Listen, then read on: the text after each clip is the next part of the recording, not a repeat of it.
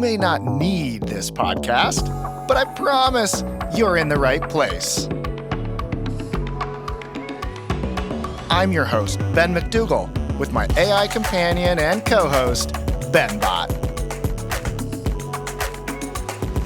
Each week, we're live in the Pour Over Publishing studio to chat with remarkable students, entrepreneurs, intrapreneurs, and community builders.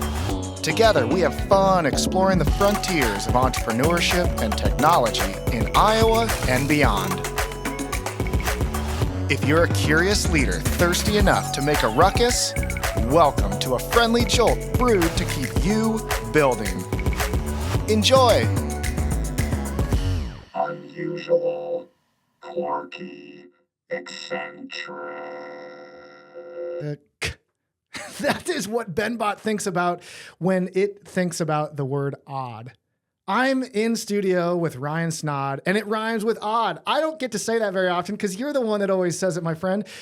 Let's take a moment and say hello to our listeners. What's up, Ben? Thank you so much for having me on the show, and it's kind of cool to be on the, like we said earlier, the Uno reverse card has been dropped. You were on my podcast. The Uno reverse card. It was awesome joining your studio and having an hour-long deep dive together. Thank you for that opportunity. Sure. Yeah, it was fun having you in, and it's kind of cool to come into your digs and see what you're up to. So thank you for having me. Dude, as a videographer, as a content creator, as a podcaster, you have been creating art in a variety of ways over the years. And we're actually on a similar path. We were talking about it before we came online. You're on like episode 50 toward 55, like looking at seasons. And I can't wait to talk a little bit more about podcasting in our time together. We're going to talk a little bit about, video marketing, even how to create online programs, and allowing us to disconnect time and money in creative ways. So before we get started, though, I had to let BenBot contribute right out of the gate. Because you've leaned into this idea of being odd and presenting an odd environment for clients and around your art, how did that emerge? What's the origin story of It Rhymes with Odd? Sure. So when I first kind of got into networking and meeting people, everyone always struggled with my last name. So it's Ryan Snod. It's S-N-A-A-D-T. If it was spelled S-N-O-D, I think anyone would get it, but it's the spelling that throws people. I don't know. Then you'd be like Snood. Yeah, Right. Right. So it's like, I'm like Rebel Snodgrass, except no grass, right? So oh, that's catchy. Right. So I should use that one. But then people are like, who's Rebel Snodgrass? And it's another question. So that's kind of where it started was I just started saying, well, it's Ryan Snod. It rhymes with odd. So that was kind of how it started. Okay. And then every time I met someone, I shook their hand and said that. And then I named my company that, Snod Media Group, and people were like, come on, Ryan, your name is super stupid. Like, just pick something else, like next level video. Yeah, next level media or something. And I'm like, no, because that's kind of forgettable. So I've really just leaned into the fact that my name's super weird, and then people remember it, it sticks. And I was even on a TV show a couple months ago where there's like other entrepreneurs, like an entrepreneurship TV show. And I did that every time I introduced myself for the show to other entrepreneurs. And by the end of it, people would be like, hey, odd, like they forgot my name, but they knew that. So, Interesting. So that's really where I go with it. And I lean into it with all my branding, my colors for all my companies and my offerings are all the same. Everything's odd. It's just kind of the thing. So it sticks a little bit. And then from the marketing side for Snod Media Group, the way we take it is we take an odd approach to marketing and we merge, professional content with marketing strategy and build those together. So that's kind of the play on the words there. I love it. I think of some of the ways Seth Godin looks at these types of words, remarkability, weird being a good thing, a differentiator, and, peculiar. Some people might think of that as a negative, but really it's just a unique element that creates some differentiation. And I think you've achieved such thing. Right. Thank you. And I think it's that classic thing in high school. Like you want to just blend into the wallpaper in high school and no one, because then you don't get bullied, whatever. I distinctly remember a couple of people that were extremely odd in my high school. And after a couple of years of them just continuing to just be themselves, people just accepted it. And that's just how they were. Like, we had, without getting too specific, we had some people that were very odd, interesting people that to this day, it's like, I wonder where they're at because they're just so unique. It's like, and they're so memorable where you have hundreds of other people that just want to blend in. But as an adult or as a business owner, you want to stand out because that's what gets attention. And then ultimately that's how you can drive sales, get, better recruitment opportunities for new employees, like whatever your goals are as a company. So it feels self-serving to bring up the word attention as a currency, but it is such a scarce element. What comes to mind when I say the word attention? Yeah, I would say attention right now is power. So that's really like you mentioned it being a currency. It really is right now, because you look at all these old school businesses or traditional businesses that have shunned social media or shunned the digital age because, well, we don't do that. We don't need that. Where the people that are in those same industries that have prioritized personal brand or doing social media or having attention and awareness around them drive way more loyalty, customer awareness, repeat buyers, all the things that you want, because people just know them. You have their attention. So I think it can also be a drug of sorts too. Like on my podcast, I had some people on, that one in particular that was a social media influencer, millions of views. He had a video that had 50 million views, and he was addicted to the attention. He was making content purely for the spike of dopamine when he would get $1 million or million. I remember views. tuning into that episode. Yeah. So it's like, it's such an interesting phenomenon where most people, like I said, when you're younger, you want to just like be average, blend in, but now people crave attention. They're chasing it. So I really try to tune in with people that are chasing attention for the right reasons, and they're chasing the right attention. They're not just trying to go viral for the sake of virality, especially clients too. When we're doing social content campaigns and whatnot, it's like, would you rather have 20 million people watch this, or would you rather have 10,000 ideal customers watch this? So that's really the conversation that kind of comes up, is like, why do you want the attention? I like the why of receiving it and doing things for the right reason, as you mentioned. What are some thoughts around once it's achieved? Once I have your attention, what are some ways that I should leverage such currency? Sure. The biggest thing is just add value. Give value to people. Give with no expectation of return. I think that's a huge thing that a lot of people don't think about. It's like, oh, if I have your attention now, I should sell you something. It's like, if you're building an audience and kind of a personality online specifically, or anywhere, if you're a speaker or any other way that you're building attention, using that for good. It's kind of like the Spider-Man quote, right? It's the ultimate, like, more power equals more responsibility, right? So you need to really leverage it that way. And I think that's something that I really try to do with my content. I try to encourage clients to do. I've had clients that have reached out to me that are like, well, we're not like this, but we want to put out this front and be fake because that's what we think is going to sell things. And I don't work with those people, because I'm like, well, it's harder to be consistent if you're not authentic. Yeah. And so while it might create a spike, what's the value of that next week, and so maintaining that narrative and being more natural with it. And to your point, it's a very like broader give first mentality. We talk about that a lot, right? My time at Techstars, that's like the mantra. Being able to have that positive sum mentality where if you win, we win.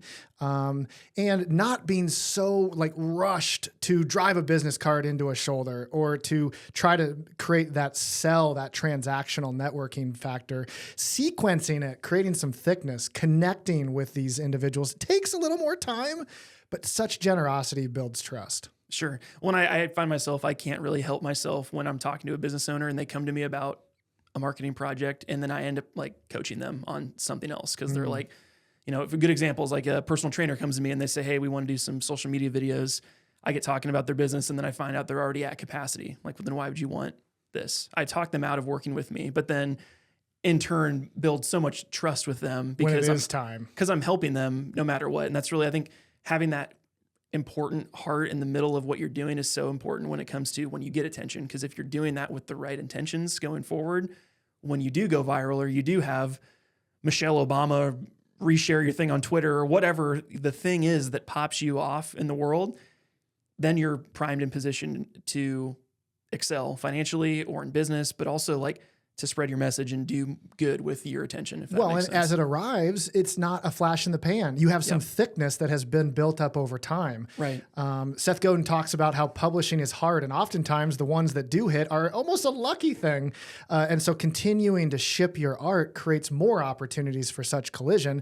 I love the idea of being able to index our thoughts as well. And so along with like creating things that rhyme, being able to know that that's going to be easier to maintain long term. My friends, if you're entrepreneurial, intrapreneurial, if you're a student, if you're a community builder, I hope you're enjoying your time here. We are in the studio with Ryan Snod. It rhymes with snod rhymes with odd. And one of the things we were talking about just about the attention factor, the marketing, telling the stories that sell. and using, in your case, a lot of times video. It's tempting to go down the podcasting route, but we'll get there, my friends. But before we do, like we're already talking about building an audience and having some of that consistency fueled by your authenticity. But thinking about crafting such art and activating tools, you are a genius when it comes to shooting one clip and using it in a variety of ways, connecting people to different on-ramps and off-ramps into funnels. Let's talk a little bit about video marketing. Sure. Yeah. So this is a really thick topic. This is mainly what we do, and it's Snod Media Group. It's 90% of our revenue. It's the big thing that we focus on is leveraging video plus their marketing strategy to get results, right? So I always say there's like, without going down the super big rabbit hole, I use a structure called the VIP, or the Video Importance Pyramid, that I built out, which a lot of people come to me looking for the things that are at the top of the pyramid. It's like food pyramid. It's like the sugar rush. It feels good for a second, and then it doesn't do anything. Give me that hero homepage video. Yeah. So a lot of people come looking for social media stuff, and that's the tippy top of like the sugar rush type stuff, where we'd spend a bunch of time, put a video out, and then in 3 days on social media, no one cares because there's so much stuff. It gets buried. So really we look at like the structure of it and building foundational videos that, one, last 5 or more years, 2, have power outside of just one channel. You can leverage it omni-channel. And then 3, as you mentioned, we can repurpose any of the stuff we shot into social media clips, B-roll loops for their website, sales videos that we could interview, customers, and then their salespeople could use them. So really that kind of general approach is a way that I think a lot of people, anyone listening with any business of any size, could really leverage. So the 3 bottom ones, without going again super deep, very high level, the 3 bottom ones are like a brand video or an anchor video. So this would be like a who you are and what you do in 2 minutes or less type of video. This is good for any audience. If no one's ever heard of you before, if you're at the Rotary Club meeting, you're telling your grandma what your company does for the first time, you're trying to hire someone and say, hey, this is what we do. This is a general use video for It's like the About Us page. Exactly. The problem with that is it solves most things. You can use it like 15 or 20 different ways, but it doesn't go deep and it doesn't sell as much as a sales video could. So the sales video is the one step above, but that only applies to like 10 to 15% of people that would watch it. So you're considering 1 or 2 other vendors. You're going to I'm weighing my options. Where does this company fit, or this option fit, or this product fit? So that's the next step.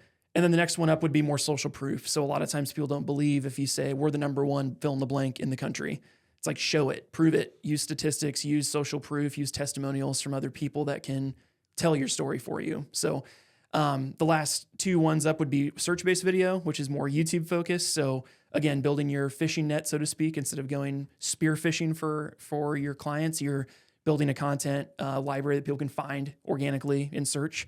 And then the last piece is the social media piece, where it's the sugar rush that I mentioned. But the beauty of my structure is that, and I tell this online all the time, I should probably keep this in a pig-gated situation. I just give it away. I don't even care. Knowledge is easy. It's execution that takes the hardship. So don't worry, you're still ahead. Yes. So the beauty of the structure, though, too, Ben, is that when people leverage it, they can use all the videos for all the different layers. So if you do an interview with the CEO of a company, you could turn that into a YouTube video or a social media clip or a social media or social proof video. Like, there's other ways you can leverage it. So that's really why I love that structure, is because it works for most businesses. And no matter what you're trying to do, we can lean into one of those areas to try to solve the problem. It's interesting because coming from a career in web development, I don't want to always try to connect an analogy, but thinking about the structure of your website and frameworking, the type of content that you have on your homepage, and then the heartfelt About Us and the testimonials page, the features page. I mean, some of those videos seem to be well connected into that type of structure. And to your point, being able to kind of cross-pollinate every once in a while and repurpose some of the videos. What a lasting way to create some timeless content, while I'm sure some of the more timeliness of content also resonates. And any thoughts? I was going to talk about raw versus polished video, but instead I'd like to talk about timeless versus timely. Any quick thoughts? Sure. Yeah, I would say my big lean into it would really be just timeless video. Anything that can last 5 or more years is super powerful to a company. And it's worth investing in, right? Because it's like, if we're going to spend X amount of dollars on a project, we want to use it more than once or put it other places. And when I talk to clients about that or prospects about that, they're always like, oh yeah, I didn't even think about that. I'm like, well, where are you going to use it? How are you going to, we dig into the marketing strategy, and that helps steer it. Now, on the other side of the coin, if there's something super popular right now, that's another way. If you're doing social media content, that's a great way to like lean into the trend that's popping off. Or if there's something pop culturally that just happened, how can we take a pop culture spin to our company or our business and make it relevant? Because then people would share it, but then, oh, now it's relevant to my company. So that's another piece of it as well. Because I think some people don't really understand when they are a flash in the pan, they have to strike when it's hot. Like a good example is this Haktua girl. Have you seen all the virality of the chick that they interview on the street that says you got to give it a little Haktua? She's got hundreds of millions of views on TikTok. She waited like 5 weeks to start trying to like. Sounds like we just created the title of this episode. Oh yeah, maybe not. It's a sex innuendo, so maybe not. But she waited so long to strike, and then now she's trying to make up for lost time. So she's got a publicist, and I'm kind of following just from a marketing standpoint to see what the heck's going on. And she's doing like appearances at country concerts and on TV shows, and she's very similar to the chick that was on Dr. Phil that said, "Catch me outside." How about that? It's the very similar thing where like everyone knows who you are for like 3 months, and if you don't strike, you're not going to do anything. But I just saw a report the other day that this main chick that just went viral, she's now made her first $1 million just because of appearances and sponsorships and stuff like that. So it's knowing when and how to do it, but also she's not building a legacy brand that's going to stand the test of time that could be exited for multiple millions. She's a flash in the pan. So you just got to know where you get in, where you fit in, and know where you're at. Two quick things come to mind. One is like the connection to what I almost went down the path of is like raw, like the Facebook Live video that gets a kabillion views compared to something polished you spend a bunch of time and money on that gets 5 clicks. But it's not an or thing, it's an and thing. Having both of them allows people to interact with you in different ways at different times. It would seem as though having the combination of timeless as your foundation sprinkled in with these like creative, timely elements are a nice way of combining the two. Sure. Well, and if you can meet people where they're at, I think that's a big piece of it too. So like I have videos, for example, on my YouTube channel that are about tax deduction strategies for video business owners, because my YouTube channel is all about helping video business owners. So that's a good way that like every year around tax season, that video gets a ton of hits. So it's kind of a seasonal thing. So it can be seasonal, but it can also be other things as well. The other thing that came to mind was the disconnect between time and money. I loved how Naval like articulated the goal of, you can just imagine this like graph and the classic hockey stick, up into the right type visual. And a lot of times as you are creating art, starting a new company, doing something that is focused on making financial capital, the goal is not to rent your time. Now, your attorneys, your doctor, some of those folks are high rental fees, but it is still a one-to-one relationship.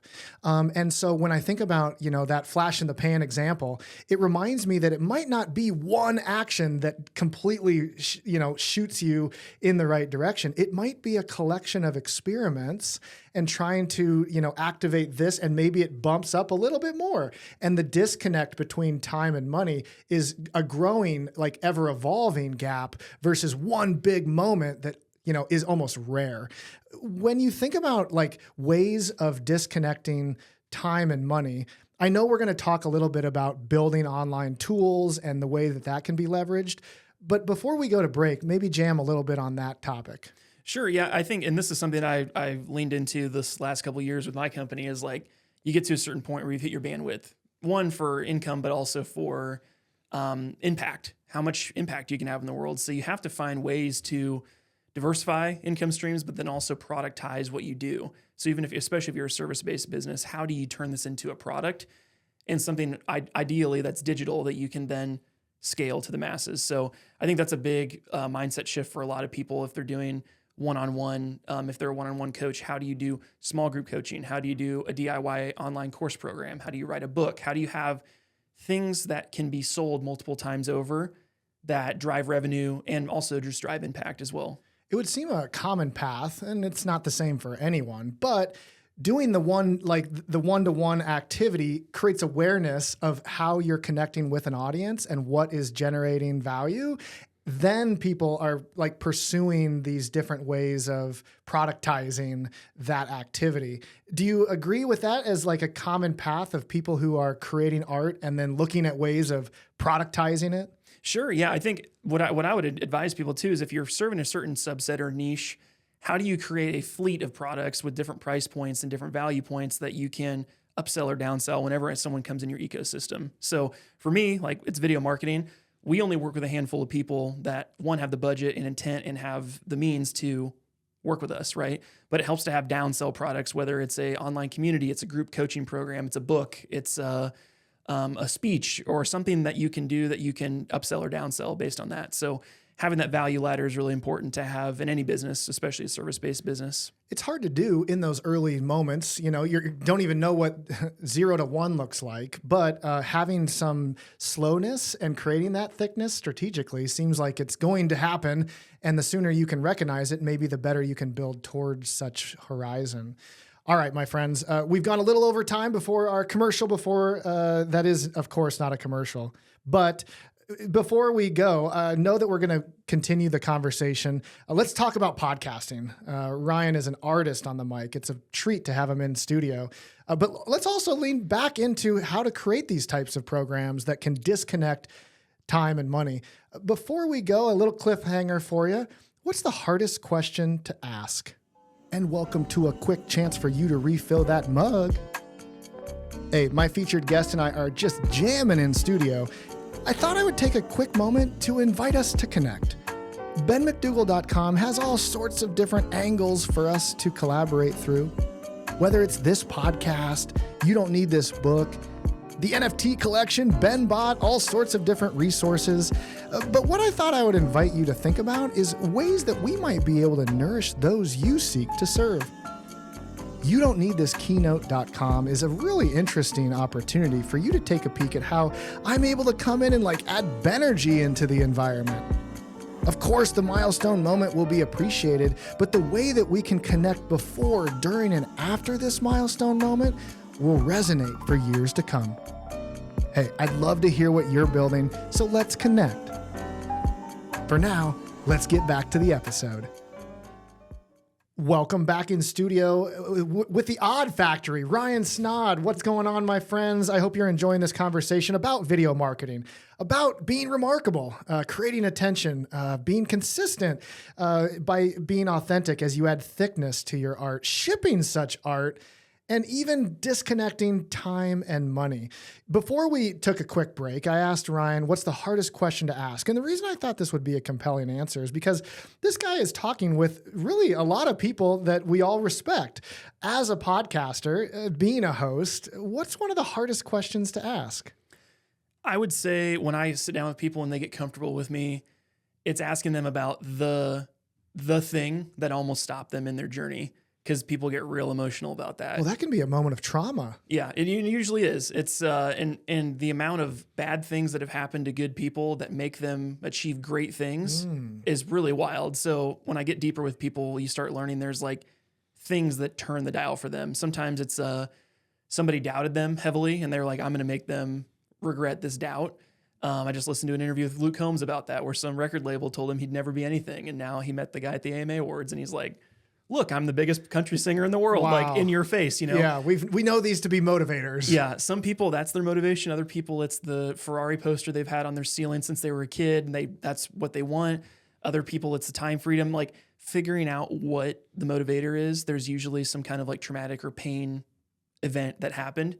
So getting people to open up about that is super huge. But for my show specifically, I really enjoy it because it makes these people that have achieved great success that much more relatable. Because a lot of people have had an event like that in their life that they chose not to use it as fuel for their success. They decided to go kind of in a dark place and not achieve anything with that power. So Interesting.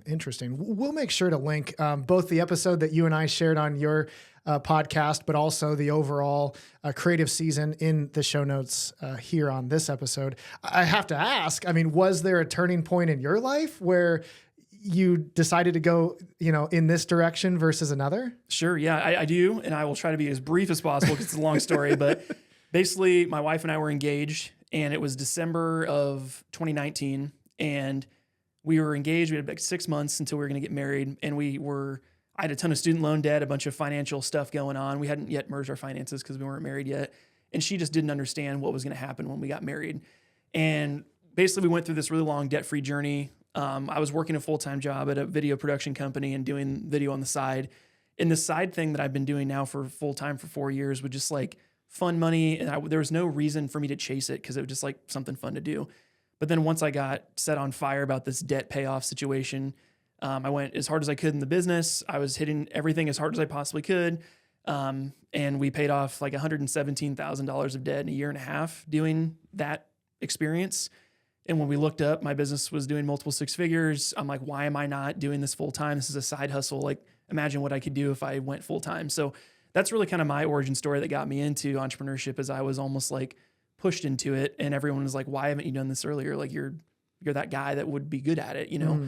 So that was kind of what got me into it. And then ever since then, it's just been trying to reach the next level in it and achieve things for different reasons. But that was kind of the turning point for me, was that. Thanks for sharing, Ryan. And I mean, the side hustle is a common path from almost intrapreneurship to entrepreneurship. But I would say that it's maybe a little less common to be already in a similar industry, right? You were flexing your skills and building your capabilities behind the camera and being able to turn that on and almost like activating the sales and your own company activity. Very cool. Thanks again for sharing, man. Sure. One of the things that I've always looked up to you, the way that you are able to create these online courses, and we talked about it a little earlier, disconnecting time and money.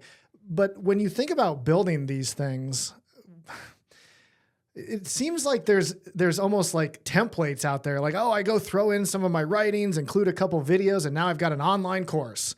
It feels a little loud, people trying to do this. How have you been able to separate yourself and have success in this realm? Sure. Yeah. So the main programs that I built first were to serve an audience. And I would encourage anyone listening to not just make a program that teaches something, but to build an ecosystem that helps solve this big problem that people are willing to pay for. So for me, it was teaching video business owners how to get to six figures quickly. A lot of people in that industry are creative. They're really good with the camera. They have no business knowledge at all. They don't know sales, marketing, website design, none of that stuff. Well, and sometimes it can feel like you're selling out in order to go down this profitable path. But honestly, we've said it many times in different ways, but it's extending the runway to stay creative. Yes, absolutely. So that started with my YouTube channel 10 years ago. Then I built a Facebook group that has 93,000 people in it. It's the largest one in the world for videographers. Those are my two feeders that fed into DIY programs. So I built Solo Video Pro, which is my DIY course to teach videographers how to get to six figures.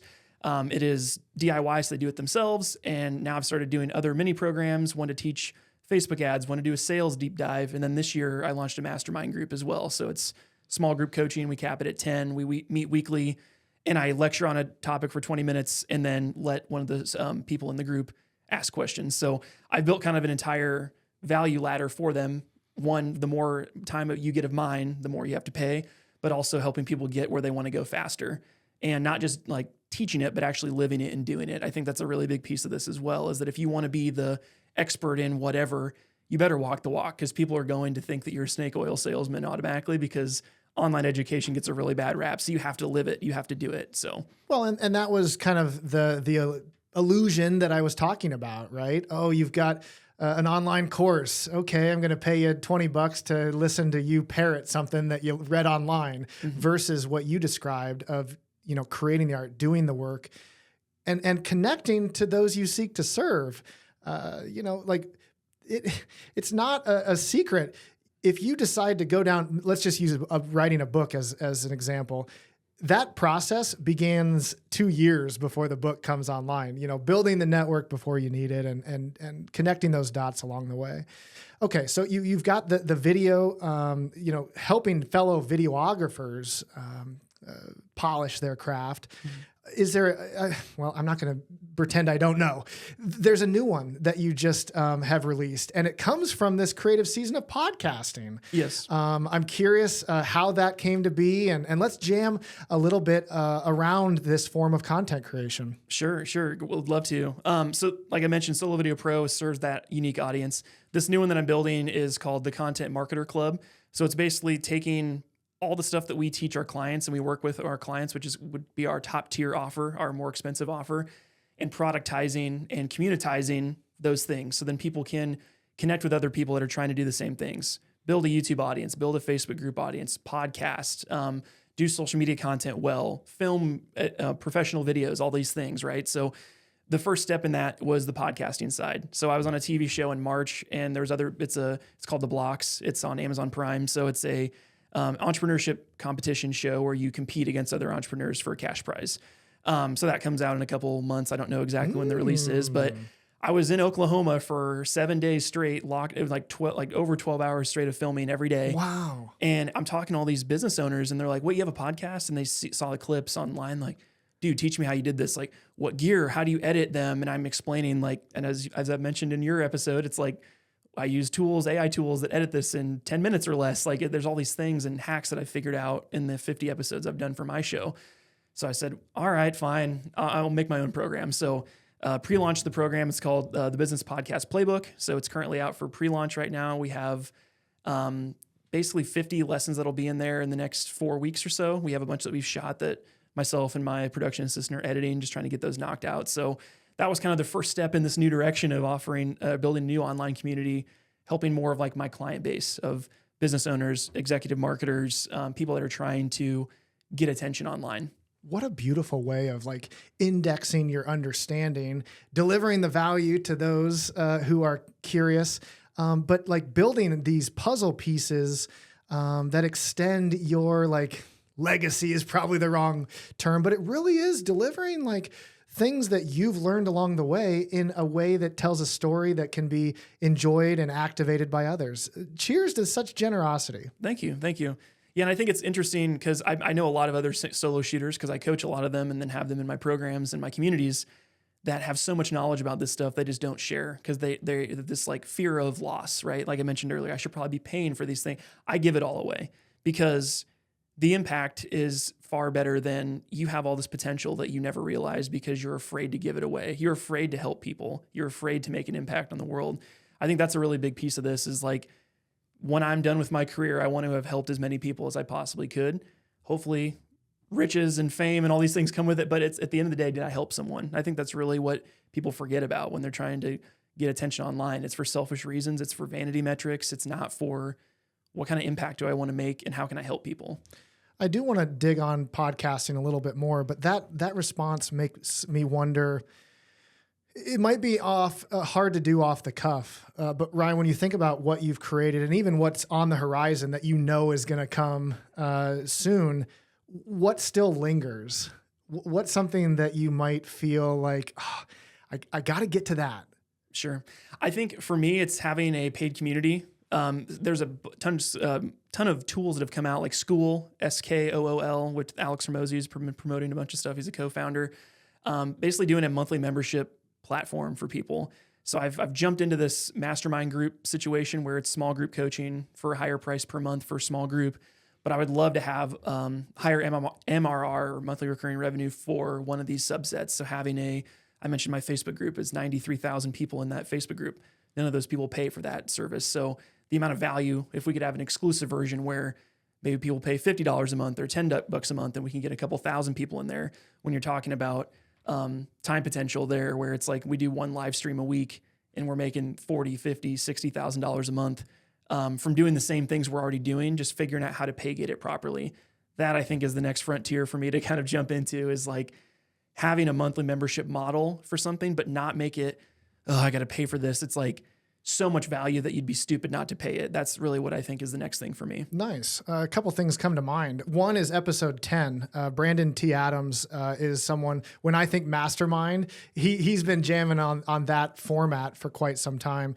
The second, so take a peek at that. And of course, if you don't already know BTA, happy to connect those dots. Second would be like the value of events, creating those milestone moments where people can understand the value that's like transcends that time. And then third would be like the cohort-based experience where you're connecting a smaller group into a larger journey and having multiple people go through something similar, but then almost like connect them after they've graduated. Just a couple of thoughts. Very cool. Definitely want to follow that journey. But before we close down, Ryan, you've done the podcasting thing. The studio is just like a coffee shop vibe. I so enjoyed our time together over in your spot. I don't want to give away the entire like online program, but the big categories that you highlight: planning, recording, editing, distribution, of course, marketing. I added metrics that matter. What do you feel compelled to share with our listeners when it comes to like the art of podcasting? Sure. So this is kind of the quick overview of like what's in the program already, but I'm happy to go deep as much as I can. So the first step is planning. Most people that launch a podcast do not plan what episodes they're going to do, if they're going to interview, if they're going to do a solo show. The stat, I think, is 97% of podcasts don't make it past episode 3. Wow. So if you can get to episode 4, you're in the top 3% of creators out there. The wild thing with podcasting too is there's hundreds of thousands of YouTube channels that are active. There's only about 100,000 podcasts in the entire world for all categories. So there's extreme scarcity where if you want to make a podcast about creating a plumbing business and helping plumbers grow their business, you might be the only person that's ever done that just by doing it. So I think that's a huge power in terms of planning. The advice I always say is if you're doing an interview show, if you don't have at least 50 people you could don't do the show, because you can't even do a year's worth of content. You'd run out. So having kind of a clear goal with that is really important. When you move into recording, I always say pick one or the other, pick in person or virtual. Most people do virtual, but if you do virtual, find ways to make it a higher production value, using lighting, using good audio, being in a sound treated place, like things that elevate it, because a lot of people launch podcasts during COVID with Zoom. Everyone knows they're listening to a Zoom recording because you can hear the compressed audio and it sounds like crap. I don't think anyone wants to watch two people talk on Zoom. Right. I mean, I get tired of talking to someone over a video chat after 30 minutes. That's why I only ever do 30-minute calls on video, because I'm already like getting antsy, where in person, like I could sit for hours and talk to somebody in person, but that's just kind of how I am. So I knew right away for my show, it has to be in person because the conversations are better. So I always encourage students to do that.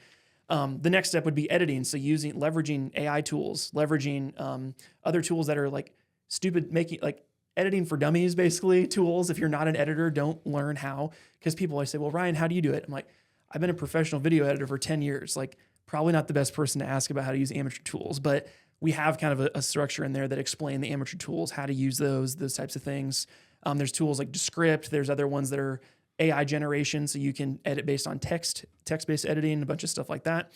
Then we move into kind of my favorite part, which is the distribution and the marketing. So a lot of people just publish an audio-only episode. I really encourage everyone to record video of all the clips that are going on, because then you can create social media clips, you can create buzz, you can use your audio or your interviewees to spread your message wider. The other piece of this too is I help people understand the monetization. So most people that have a podcast don't make money from it. It's like exploring different ways of having a YouTube channel with professional videos. So then once you hit 1,000 subscribers on your YouTube channel, you can monetize all of your videos. Once you have a TikTok following of 10,000 on there, you can monetize your clips that are on there. So simply by creating content around your podcast, you can make money. But then there's also ways that you can build in monetization into your podcast, like having sponsors for your show, having affiliates, having a studio sponsor for a season where they pay a larger sum, like $500 or $1,000 or whatever it is. So that's kind of the structure, really, is like understanding how do you use this as a tool to build an audience, to drive sales, to make money from it, but then also to like easily create content. Because I think that's the hardest thing most people have is, I need to put a post out on social media this week. And then they put a picture up on Facebook that has, 50 followers on their Facebook page. They get 2 likes from their mom and their grandma. And they're like, social media is stupid. I'm never going to do this. Where with their podcast, they can use YouTube. They can use the podcast channels. They can use social media, all of it to drive attention and awareness to their brand. So that's really as quickly as I could overview kind of some of the things that you can learn. Nicely done. I mean, I liked the angles of repurposing the content in some of those like subtle monetization paths and alongside of maybe the traditional community partner that comes online in a financial way. When I think about some of those relationships, and if you'd like, you can take a listen to Amner Martinez's episode. We jammed pretty heavily as he's fired up a membership-based network of podcasters in his studio. And one of the metrics that really matters that I had to like almost have like a moment of clarity to understand is enjoyment. Like feeling in tune with people as you're talking through this serendipitous journey of a podcast, and creating a relic that you can return to with that person is one of my most important metrics. But sometimes financial capital is required, and sometimes different types of metrics matter. And so when you think about metrics that do matter, along with, things that might generate financial capital, what are a few things that come to mind? Sure. I would say starting one with the intent and the purpose of this podcast is to do ABC. I think so many people don't even think about that. It's like, this is the place, as I mentioned earlier, the place where plumbers can come to learn how to grow their business. Like, if I'm a plumber, I know I'm in the right spot. So I think that's a big piece of it as well.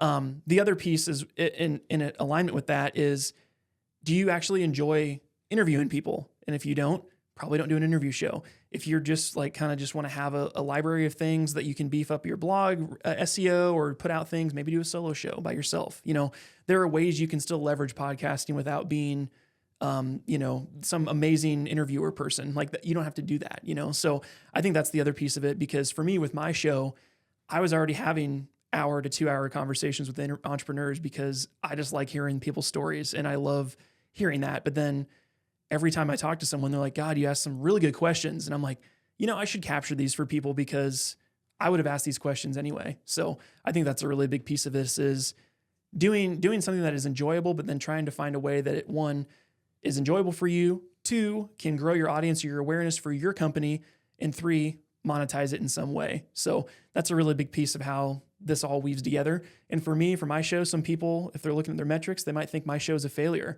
I'm only getting 10 to 50 episode listens for a podcast. My question for you real quick, and you're already answering it, is how does downloads play into this puzzle of analytics? Very, very small piece of my success metric for me. One, it's the business connections. Most people that I've had on the show end up becoming clients or connecting me with other people that would need what we do. So that's the number one metric, is just getting the right people in the show to then connect that socially. The second piece of it too is to showcase my studio space. So we rent out to other people. So a lot of times we'll have guests on that might need to have a podcast space or something like that ends up becoming a potential client as well. But then the other piece of it too is just showing up every single week with a new face and just adding value as much as I can. So for me, the value or the metric is consistency. And then also at the end of the year, what can I track from the podcast that actually became a good thing that turned out something? The one thing for me right now is now I have a sellable online program that I could use my own show as kind of a crash test dummy to show people how exactly to do this. So at the very least, it's just showing people what's possible. Well, almost unplanned. We just wrapped around and closed the circle. The things that you were talking about, building trust through generosity and adding value and building your network before you needing it and creating art that you're proud of and feeling the nourishment of this activity versus the number that might be associated to past analytics of that equals success. And I agree. Downloads can be a misguided metric. It's good to know, but understanding how that piece is a part of the broader puzzle. Ryan, this has been a gift. I hope as listeners, you've enjoyed this time together. Obviously, the show notes are going to highlight all the things we've talked about and make sure that you can connect with Ryan Snod and make sure you rhyme with odd. But as we close down, maybe close us down with something that listeners can take away long term. When you're thinking about leveraging your personal brand or your company's brand on social media or anywhere for that matter, you really need to stop thinking about, like you mentioned, the metrics, what am I going to get from this? No one cares about you. It's what can you do for me? So whenever you're creating anything online, always go looking through that lens of rose-colored glasses is how can I help people or add value? And how can I articulate it to them right away in anything that I create so they know what I'm doing for them? And over time, you'll build know, like, and trust factors. You'll build a community, and hopefully you'll build a really successful business. But that will never start until you start helping other people. Thanks for tuning in to another episode of You Don't Need This Podcast. We hope you enjoyed this weekly dose of innovative energy. Thanks to all who make this show possible. Be sure to smash that subscribe button, and you know I'd love to learn more about what you're building. Hit me up over at benmcdougal.com, and until next time, may the best of your todays be the worst of your tomorrows. Keep building.